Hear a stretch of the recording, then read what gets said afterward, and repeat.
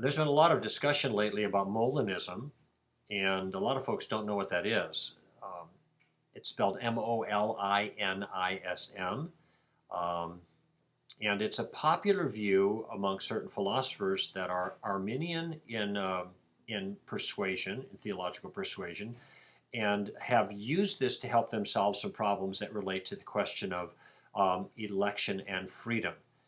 Probably the best known philosopher who uses this and has promoted it is William Lane Craig. Um, in order to understand what middle knowledge is, you I need to construct a little bit of a line graph, if you will, of different types of knowledge that God has. On the one hand, God has what's called natural knowledge. And natural knowledge is all knowledge of things that must of necessity be the case, maybe the laws of logic and the like, and all things that are possible.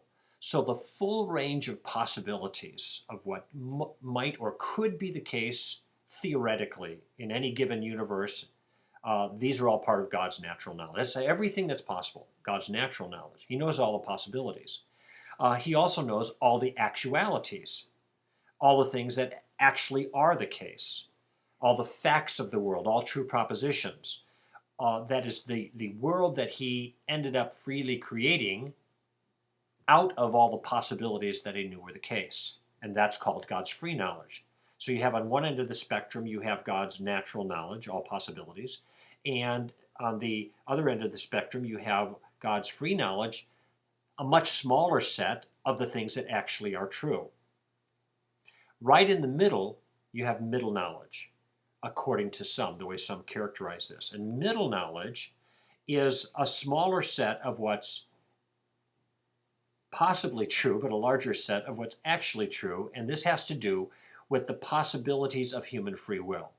So middle knowledge is what any free creature might do under any given set of circumstances.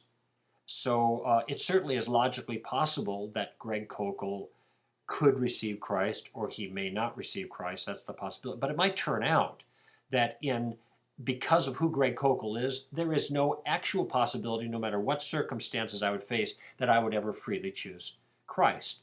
That's why this middle knowledge is a smaller set than possibilities, because it has to do with what might be called the counterfactuals of human freedom. In other words, those things that are true didn't happen, but might have happened if we were exposed to this possibility. So when David asks God, if I go up and give myself up, will these people take me and capture me and kill me? And God says, yeah, if you do that, then they will do that. And so David chooses not to do that. So it never takes place, but it would have happened if he had done that action. That's middle knowledge. Let me tell you why this is important to theologians. Because some people have, and I think in a very commendable, creative way, have reflected on this notion of middle knowledge and thought, well, maybe this helps us to solve the problem of election and free will. Because maybe it turns out that it's possible that everybody receives Christ. That's possible, but it's not plausible. Given the limitations of anybody's individual choices, there are some circumstances some people would choose and some circumstances some people would not choose.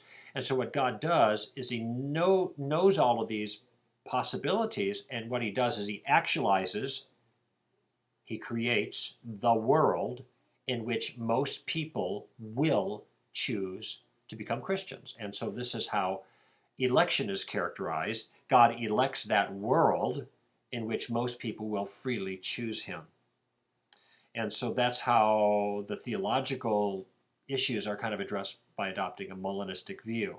Now, I actually don't hold to Molinism, that is, with that application. I certainly believe in the concept that there's a set of God's knowledge that entails the counterfactuals of human freedom.